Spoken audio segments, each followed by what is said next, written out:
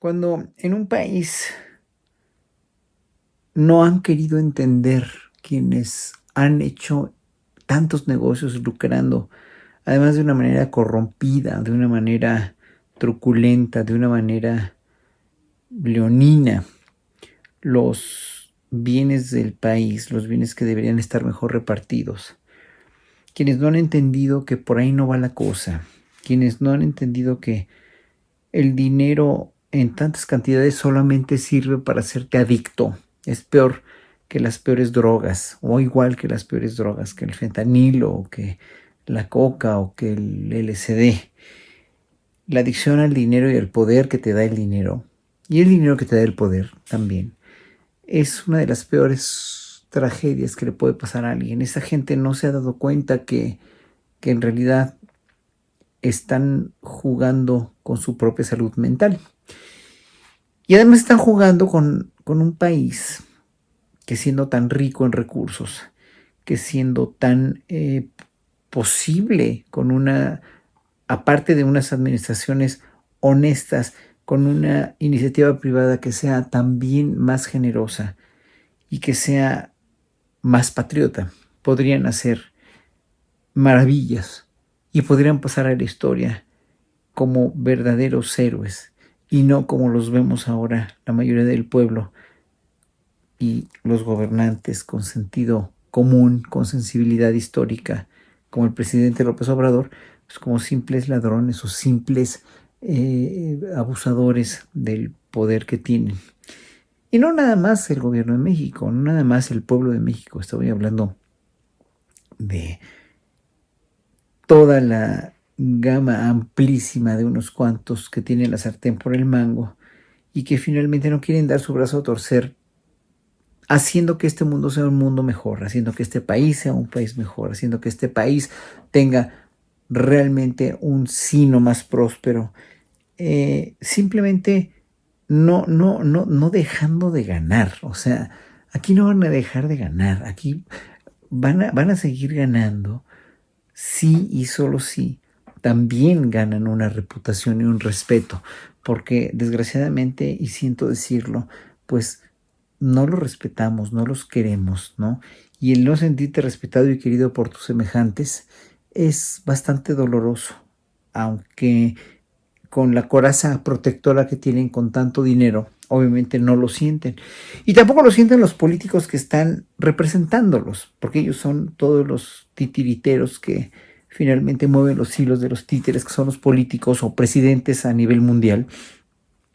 que finalmente hacen lo que ellos les piden y son simplemente engranajes, ¿no? Para que también los presidentes o los gobernantes en un momento dado se enriquezcan, ¿no? Se vuelvan millonarios con todas las prebendas y las dádivas que les dan los millonarios. Y en un momento dado, pues sí, o sea, es funcional hasta donde el pueblo no lo sufre. Y en México no ha sido funcional porque ha estado también permeado por una capa enorme, o más bien impregnado de una capa enorme de corrupción generalizada. Que platicaba yo ayer que precisamente la corrupción, esta corrupción que Peña Nieto le llamaba cultural, que yo no la llamaría así por respeto a la palabra cultura, yo la llamaría una corrupción provocada, en primer lugar, por un cero respeto, más bien cero credibilidad de quienes nos gobernaban. Y porque los que gobernaban permearon su manera de corromper el poder a partir de ellos y todos sus subalternos. Y entonces, al estar los subalternos, al estar los mandos medios y los mandos bajos ya permeados de una corrupción, verbigracia, el conseguir una ficha para entrar a una escuela, el pagarle una mordida a un agente de tránsito que en mi época se llamaban tamarindos, en pagar algo chueco, una mordida para poder lograr tu crédito del Infonavit, del Infonavito, del Fobiste o lo que sea, el pagar a un maestro para que te pasen un examen. Todo eso empezó porque acuérdense que muchas veces nosotros oíamos de algún policía que teníamos de conocido que pues ellos cobraban mordida porque el superior les pedía dinero y el superior del superior les pedía también dinero, pedía colaboración. Y los policías, porque ganaban muy poco o porque ganan muy poco, tienen que cobrar una mordida, tienen que sacar dinero chueco para poder subsistir con su sueldo y con una propinita más y darle de la propinita al superior y al superior y al superior hasta llegar al presidente de la República. Eso por fortuna no está pasando ahora, pero permeó en la sociedad de una manera vertiginosa, espantosa. También esa corrupción permeó también en la infraestructura de las ciudades, ¿no? Vemos todos los hacinamientos irregulares que se hicieron en los cerros, que han costado vidas ahora con el cerro del Chiquihuite, de cómo cómo pudieron las autoridades permitir, ¿no? El abuso de la infraestructura de una ciudad como la Ciudad de México, como Monterrey o como Guadalajara, al haber permitido construir hacinamientos irregulares con el simple hecho de que pues llegaban y pagaban mordida o llegaban e invadían o lo que sea. Y bueno, aparte de esa falta de recursos para poder construir decentemente o en un lugar planeado, obviamente siempre había esta cuestión de que se corrompe la cuestión con los sindicatos, se corrompe la cuestión con las asociaciones prosindicalistas o estas asociaciones como no sé, hay tantas que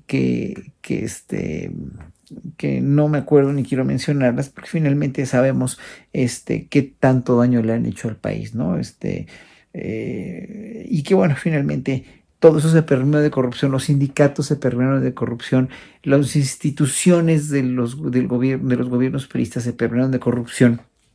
y cayeron en esta corrupción generalizada de la cual no podemos deshacernos tan fácil, o al menos la mentalidad mexicana va a tardar mucho en creer y en sentir como suya, como propia, una mentalidad donde no existe la corrupción. Eso lo está empezando López Obrador con su gobierno, pero por lo menos ya se reconoció y ya sabemos que es una vergüenza ser un corrupto. Entonces el poder corruptor también del dinero, el poder el poder en verdad corromper hasta la médula de una sociedad es finalmente lo que nos ha hecho muchísimo daño y ha hecho de que este país sea no culturalmente, como repito, decía Peña Nieto, sino un país totalmente permeado por una corrupción verdaderamente terrible, rampante, asquerosa, que pues ya en este sexenio estaremos empezando a vislumbrar cambios. Y bueno, ya con esto lo que podría decir es que viniendo de un gobierno por un partido como el PRI, que duró tantos años y que tuvo unos inicios tan decentes, diría yo, tan bien estructurados para una sociedad como la era de los 30 y 40, ¿no? Los principios de los 40, donde no había tantas diferencias sociales, que sí había una discriminación a los indígenas aún que sigue permeando hasta en la actualidad, pero que en ese sentido no había tanta diferencia entre las clases sociales y por lo menos se podía disimular mejor, ¿no? Y claro, los presidentes siempre fueron muy poderosos, pero hicieron instituciones de un corte socialista, ¿no? Todo el mundo sabemos que el PRI era un partido que se inclinaba al centro, pero más hacia el socialismo, donde finalmente hubo instituciones beneméritas, la creación de instituciones como el Instituto del Seguro Social, el de los Trabajadores del Estado, el Instituto Nacional de Bellas Artes y bueno, toda la infraestructura que tenía el Estado era bastante funcional y había una clase media empoderada, una clase rica, no tan ostentosa, ¿no? Y una clase pobre, una clase trabajadora que siempre estuvo marginada, pero que finalmente en un momento dado con estos modelos priistas anteriores no hacían tanto ruido, la cuestión no nos hacía ruido a los ciudadanos que hubiera tanta miseria, ¿no? O sea, sí la había, pero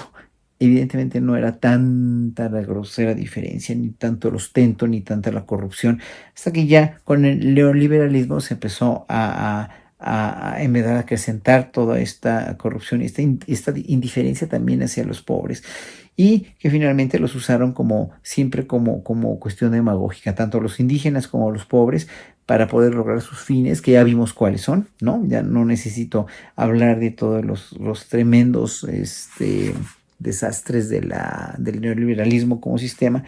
pero que hoy por hoy, con esta reforma a la industria eléctrica que quiere hacer el presidente, que quieren ya meter y que tanta gente de la derecha está en contra, porque contraviene evidentemente sus intereses, pero con esta reforma finalmente veremos si el PRI se quiere reivindicar igual, como digo, de las clases, de la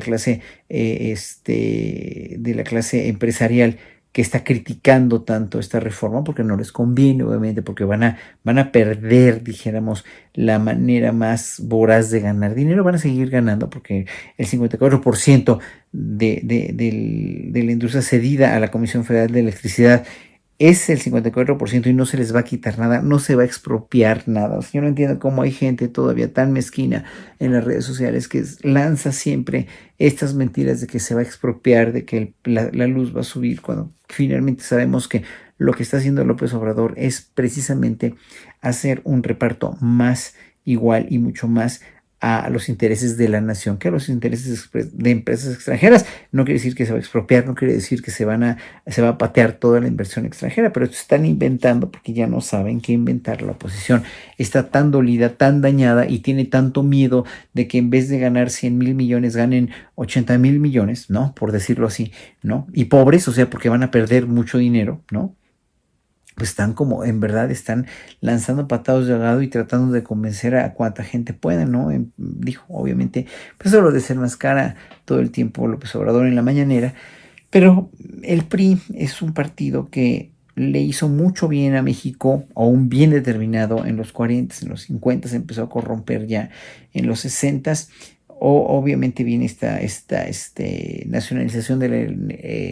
electricidad por López Mateos, etcétera, etcétera, que en un momento dado ya trajo la electricidad a todas las comunidades más alejadas de México, pero que en un momento dado obviamente el PRI mismo se fue corrompiendo por haber durado demasiados años y haber sido una hegemonía poderosa, única en México, hasta que pues, se corrompió ya con el neoliberalismo, pues empezó a decaer y a decaer y a decaer, y obviamente el PRI pagó los platos rotos de toda esa corrupción y ese decaimiento en 2018. Y hoy por hoy, todos los priistas que son conscientes, que están en verdad apenados por el robo y el desfalco que hicieron a la nación en los sexenios pasados, y de los que también fue el PAN partícipe. Obviamente los priistas conscientes saben que lo que está proponiendo Andrés Manuel López Obrador es una reforma congruente.